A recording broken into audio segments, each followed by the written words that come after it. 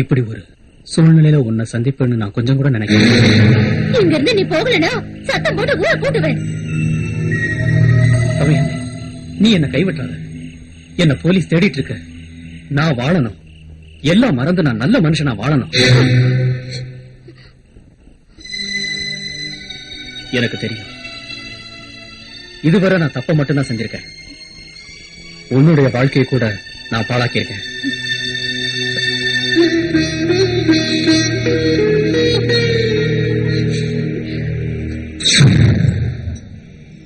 நான் ஜெயிலுக்கு போன பிறகு தவிக்க விட்டு போன என் பொண்டாட்டிய எதிர்பாராம நான் அந்த ஊர்ல தான் பார்த்தேன்.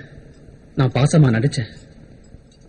காரணம் எனக்கு வேண்டியது ஒரு பாதுகாப்பு.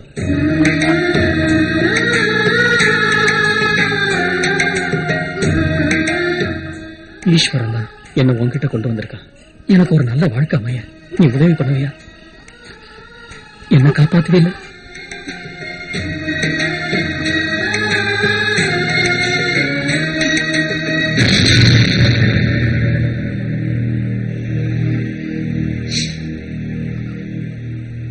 எனக்கு ஒரு புருஷன் இருக்கானோ, எனக்கு கல்யாணம் ஆயிடுச்சுனோ இந்த கிராமத்துல யாருக்கும் தெரியாது. உங்களை போலீஸ் பிடிச்சதுக்கு அப்புறம் நான் தனியால ஆயிட்டு என் உசுரை காப்பாத்திக்கிறதுக்காக ராத்திரியோட ராத்திரியா அந்த ஊரை விட்டு இங்க ஓடி வந்துட்டேன். என்னோட வயிற்றுக்காக இப்ப வாழ்ந்துட்டு இருக்கிறேன்னா போராடிதான் வாழ்க்கையை நடத்திட்டு இருக்கேன். என்னை காப்பாத்தினவங்க இந்த கிராமத்துக்காரங்க. உங்களை பத்தி கேட்டா நான் யாருன்னு சொல்லுவேன். நீ ஒண்ணு சொல்ல வேண்டாம்.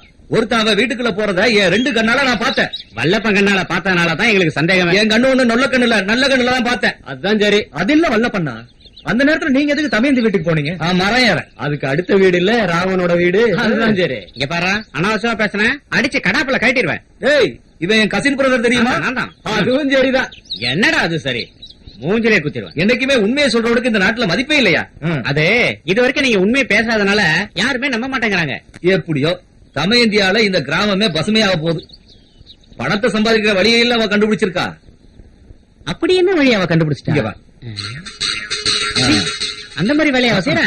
கண்டிப்பா போய் கேட்கணும். சும்மா போனா கிடைக்காது, காசு எடுத்துட்டு போனா கிடைக்கும்.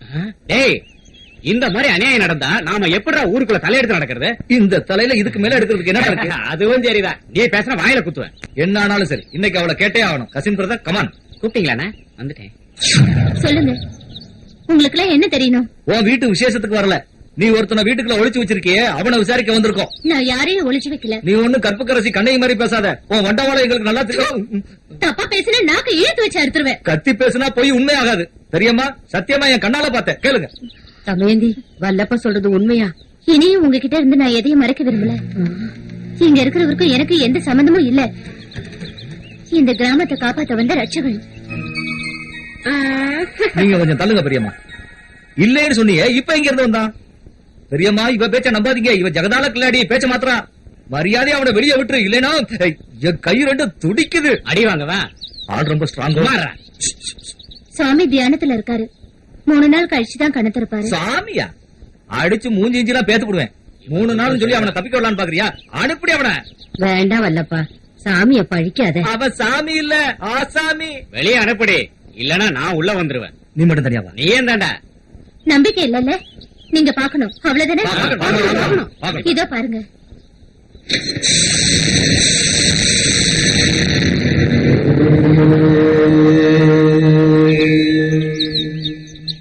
சுவாமியே சரணம்.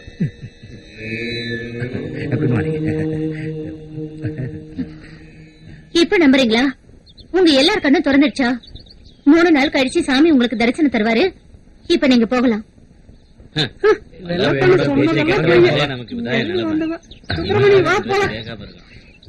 யாரு வால்மீகியோட மச்சானோ? ஓம் நம சிவாய, ஓம் நம சிவாய. ஈஸ்வரா, எனக்கு ரொம்ப பயமா இருக்கு. நாம எங்கேயாவது தப்பிச்சு போயிடலாம். எதுக்காக? இன்னையில இருந்து மூட நம்பிக்கை நிறைஞ்ச முட்டாள்கள் இருக்கிற அந்த கிராமத்துக்கு ரட்சகண்ணா. பிரம்மா எனக்கு கொடுத்த புதிய ஜென்மம். சுவாமி சுவாமி பிரம்மானந்தா. ஓம் நம சிவாய. எப்பவுமே நீங்க என்னோட இங்கேயே தங்கணும்னா இந்த ஊர் அறிய என் கழுத்துல தாலி கட்டணும். என்ன ஒண்ணும் பேச மாட்டேங்கிறீங்க? இந்த ரட்சகன் சொல்றதுதான் இனி இந்த ஊருக்கு வேத வாக்கு. நீ வேணா பார், இன்னும் 3 நாள்ல இந்த ஊரு ஜனங்க நம்மள புருஷன் கொண்டாட்டி அங்கீகரிப்பாங்க. எப்படி?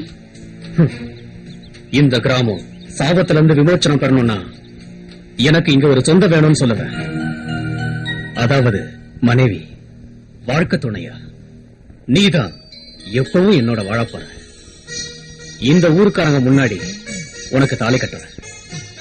யாருக்கும் பயப்படாம நாம தைரியமா வாழப்போறோம். எப்பவுமே என்னை ஏமாத்த மாட்டீங்கன்னு தெரியும். நாம புது வாழ்க்கையை ஆரம்பிக்க இன்னும் 3 நாள் தான் இருக்கு. ஓம் நம சிவாயம். சாமியோட புது வேஷம் பேச்சுல நல்லா இருக்கு. சாமியார் வேஷம் போட்டு நான் என்ன பொய் சொன்னாலும் இந்த ஊர் ஜனங்களுக்கு அது உண்மையாதான் தெரியும். அப்ப சாமிகளுக்கு இது இதுதான் எனக்கு எப்பவும்.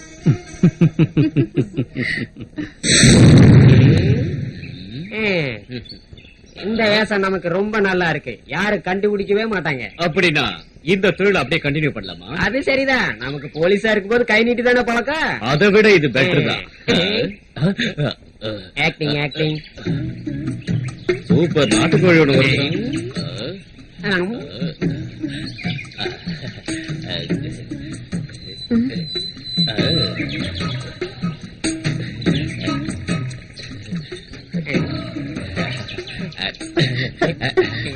ஒரு ரூபாய் தண்ணி கிடைக்குமா?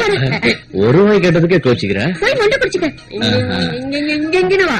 பொண்ணுங்களை பார்த்த உடனே இப்படி பைத்தியம் ஆயிடுறிய. நீ பண்ண கூத்துல வந்த ஒண்ணுக்கு கூட பாதியிலேயே நின்னுடுச்சே. என்னால உனக்கே ஒண்ணுக்கு நிக்குது. அது என்னன்னா, அன்னைக்கு முன்னால வாங்கின உதையில ஒரு உதை அங்க பட்டுடுச்சு. நல்லது, அங்கதானே உனக்கு பிரச்சனை. இனிமே உன்னை எங்க போனாலும் தைரியமா கூட்டிட்டு போவேன். நீ பண்ற ஓவர் ஆக்டிங் தான் என்னோட பிரச்சனையே. நட நட. வா. Acting acting. ஐயோ சாமியோ, பிட்டு போடுங்க சாமியோ. ஏதாவது இருந்தா கையில இருந்தா போடுங்க சாமியோ.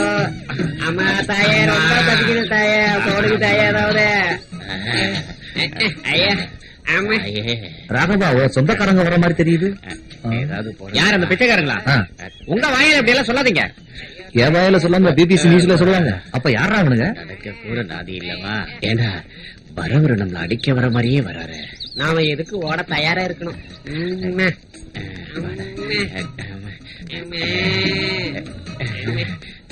Hello, glad to meet you. இந்த கையை இருக்கும்போது இங்கே பிடிச்சிருக்கானே. பிடிச்சிருக்க முடியாது, ஏன்னா பிறந்ததுல இருந்து இது என்கிட்ட தான் இருக்கு. இந்த கைந்தா பஞ்சாப் ரொட்டி வாசம் அடிக்குதே. பஞ்சாப்லயே நான் பிச்சை எடுத்திருக்கேன். அப்ப இங்க என்ன வேலையா வந்தீங்க? அது பிச்சைக்காரங்களா இருந்தாலும் எங்களுக்கு சில வேலைகள் உண்டு. சரியா சொன்னேன். இந்த குரலை இதுக்கு முன்னாடி எங்கேயோ கேட்டிருக்கனே. மைக்ல கேட்டிருப்பீங்க. பிறந்ததுல இருந்தே எங்கோட தான் இருக்கு. அதனால தான் மூஞ்சிக்கு மேல மைக்க வச்சு கட்டிட்டு. இது மைக் இல்ல, ஆந்திராட்ஸ். ஆந்திராட்ஸ் எல்லாம் இங்க வரலையா?